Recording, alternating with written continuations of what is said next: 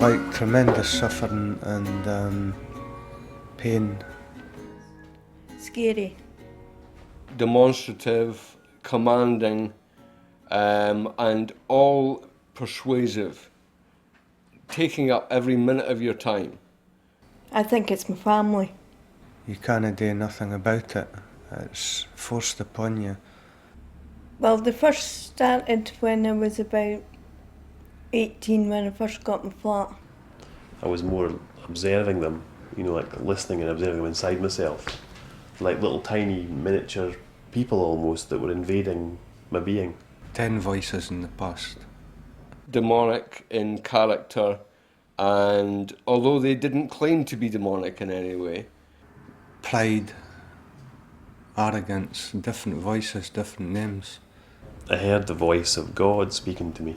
I used to think it was maybe an old man sitting in an old geriatric home, just concentrating and just speaking to me, but I don't know. I really don't know where they come from, but I know they come from within. I think it's born out of imagination at first. I used to think it was my family spying on us, seeing what I was doing. And then they become real to the person. They're peculiar to each individual. Each individual's got different voices. It's just jumbled up.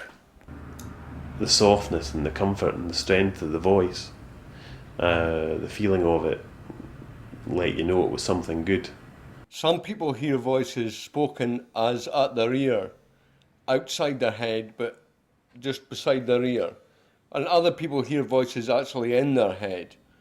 I don't understand why me, or why anybody else that hears voices. Well, I usually run away. I usually go to Perth or someplace like that for an overnight stay, and that usually calms them down.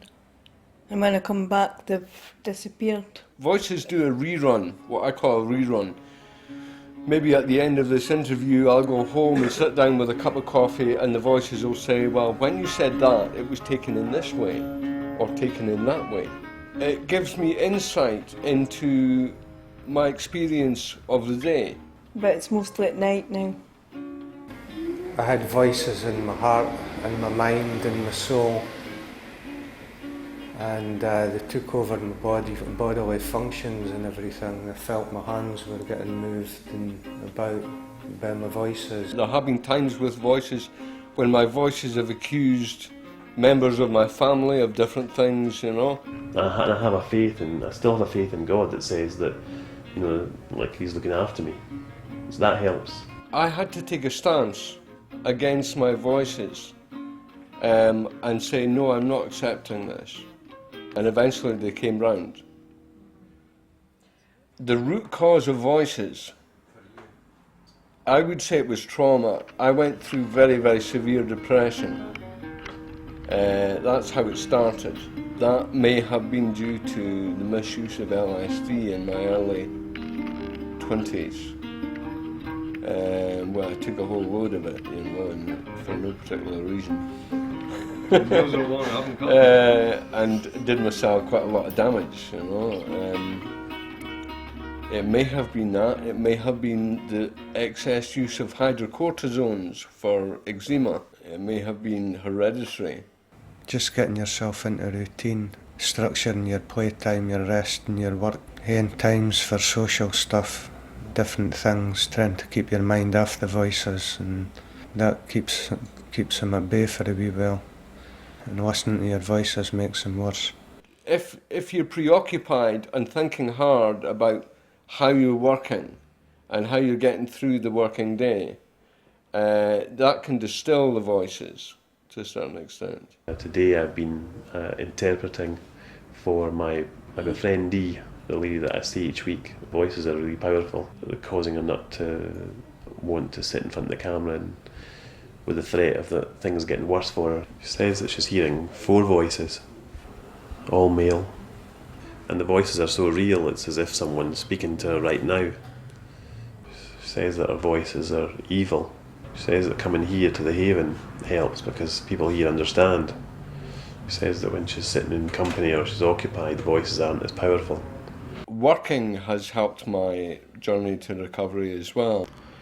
Myself and my befriendee both make cards in the Haven, and we find that that's a very therapeutic way of helping take people's mind off things. The Hearing Voices network itself has helped a great deal, and discovering you're not alone, taking part in training, taking part in functions, volunteering, because it was then that I began to speak to people about their voice experiences and share, come out of myself and leave the secret world. I ended up going to hospital and I started coming out myself because other people were drawing us out of myself. Before you got to the remission, there was always repercussions.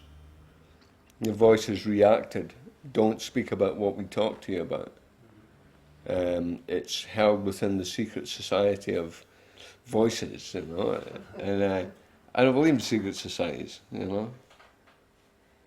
But basically I like to talk to people that are going through the same experience as me, so I could try and help them in some way by talking to them and sharing my experiences with them so that they could understand there is a way out.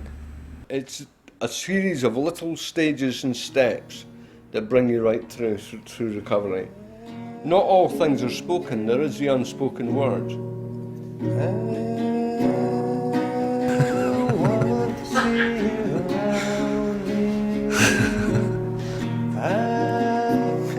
I know that you don't found me.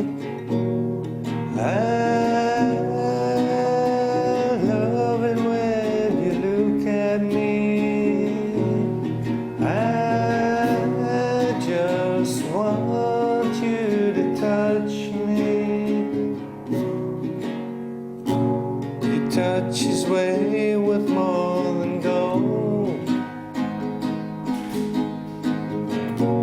Your look is like all things told.